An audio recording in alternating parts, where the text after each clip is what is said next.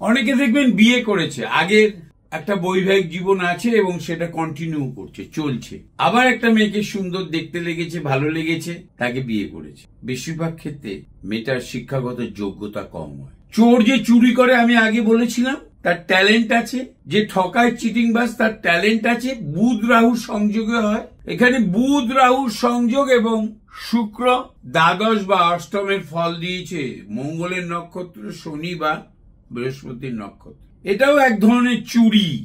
ভাবটা বুঝতে হবে। অ্যাস্ট্রোলজিতে ভাব না বুঝলে অ্যাস্ট্রোলজি সঠিকভাবে প্রেডিকশন দেওয়া যায় না। অ্যাস্ট্রোলজিতে ভাব বুঝতে হবে। এটাও এক ধরনের লোক ঠকানো। বিয়ে করেছে, ট্রান্সফার হয়েছে, শিলিগুড়ি বা নর্থ বেঙ্গলের ছেলে, ভালো চাকুরিজীবী, সরকারি, ট্রান্সফার হয়েছে কলকাতা। এখানে কোনো মহিলাকে ভালো লেগেছে, বুদ্ধি করে বলে কাউন্সিলিং করে তাকে বিয়ে করেছে। এটাও এক ধরনের চুরি। এখানে কাজ করে কে? ভূমিকা সব থেকে বেশি কার? তিনজনেরই ভূমিকা সব থেকে বেশি, শুক্র, রাহু, বুধ।